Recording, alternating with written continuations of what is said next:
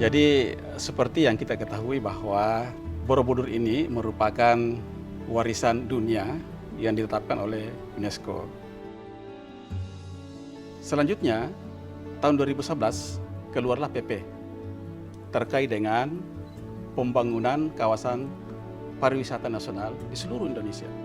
Salah satu yang ditetapkan dalam PP itu adalah Borobudur. Beranjak dari sini, Kementerian PUPR melalui Direktorat Jenderal Cipta Karya itu membangun infrastruktur yang terkait dengan keciptakaryaan di dalam kawasan pemukiman, baik di kawasan Borobudur maupun di luar kawasan Borobudur.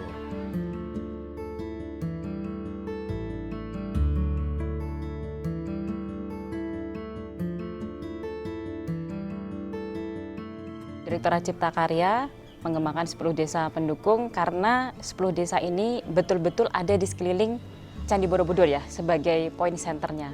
Dan pengembangan kawasan Borobudur itu sendiri tentunya perlu dukungan dari kawasan pendukungnya.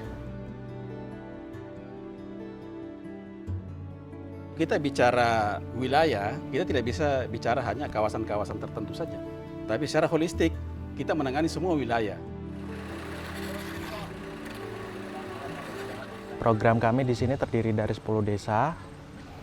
Kita di sini bikin jalan, terutama untuk jalan akses ke Balkondes dan wisata-wisata sekitar Candi Borobudur ini. Untuk jalannya itu ada pelebaran karena untuk existing jalannya cuma sebesar 3 meter. Nanti kita tambahkan akan menjadi 5 meter, jadi nanti untuk simpangan mobil tanpa ada hambatan. Kedua, untuk drainase. Kalau drainase, kita sebagai penunjang jalan, jadi nanti jalan tetap awet. Ketiga, untuk ikonnya yaitu kebun buah dan jembatan.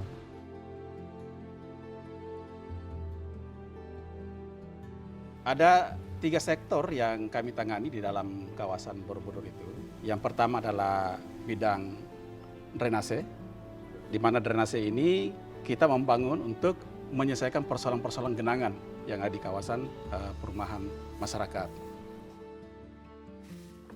Yang kedua adalah di bidang persampahan. Nah, kita membangun beberapa prasarana dan sarana persampahan. Kemudian kita juga membangun infrastruktur yang terkait dengan air limbah. Kita membangun sanitasi yang berbasis masyarakat. Ini memberikan pendapatan ekonomi kepada masyarakat karena pembangunannya ini diserahkan kepada masyarakat. Program pengadaan pelayanan air bersih yang dilaksanakan oleh Satker Spam Strategis, kita menyiapkan jalur pelayanan dari hulu ke hilir, yaitu brown capturing yang berasal dari hulu, di mana kita akan mengalirkan air bersih sebesar 35 liter per detik yang difungsikan untuk melayani kebutuhan air bersih untuk 10 desa penunjang. Pipa kita sepanjang 32 km itu untuk melayani 10 desa tersebut, termasuk dengan pelayanan sambungan rumah sebanyak 95 buah, tapi kita utamakan untuk kawasan yang memiliki fasum-fasos ramai. Dan kita ketahui kalau di 10 desa ini bukan hanya rumah-rumah penduduk ya, karena di sini ada kawasan penunjang yaitu perhotelan, pertokoan, dan mungkin tempat-tempat industri kecil yang memang betul-betul membutuhkan pelayanan air bersih.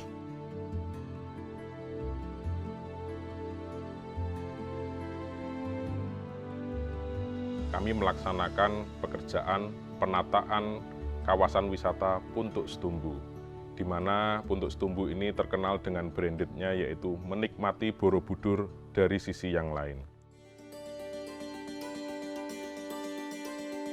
Pada tahun anggaran 2018 ini ditindaklanjuti dengan pembangunan fisiknya, yaitu pembangunan jalan wisata berikut pedestrian wisata yang ramah pejalan kaki dan juga kaum difabel, penataan street furniture pada lokasi Candi Pawon dan Candi Mendut, lampu penerangan jalan, dan juga vegetasi.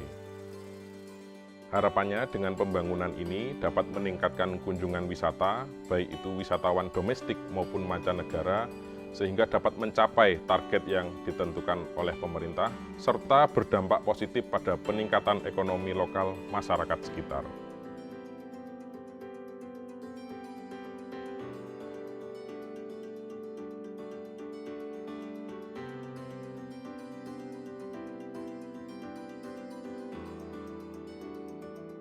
Dengan semakin mudahnya jalan, semakin bagusnya jalan, itu berpengaruh besar pada kami.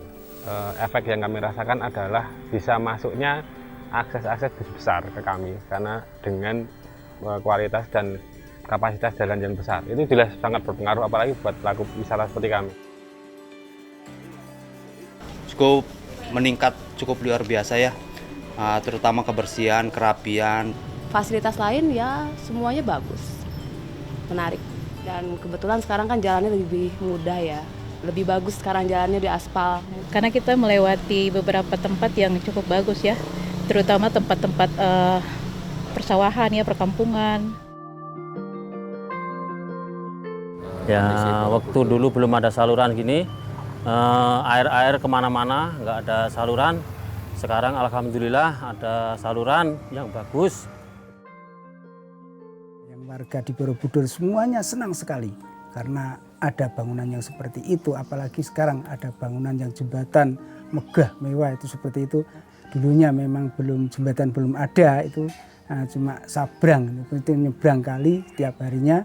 Kalau hujan tidak bisa pergi kemana-mana, itu alhamdulillah. Sekarang sudah istilahnya sudah merasa senang. Di Sungai Katol itu agak nikung, jadi memang itu banyak kecelakaan. Mungkin dengan adanya pelebaran, insya Allah nanti akan berkurang kecelakaan itu. Nah, sekarang dari pemerintah sendiri sudah mengupayakan jalan untuk bisa bagus. Harapan kami ya desa-desa itu harus bersih sehingga para pengunjung itu merasakan nyaman. Harapan lainnya nanti kalau akses jalur sudah jadi semuanya, itu yang namanya Balkondes Balai Ekonomi Desa itu memang dibikin desa wisata yang internasional. Mudah-mudahan ya umpamanya ini ya mudah cari rezeki, manfaat bisa untuk saya nanti.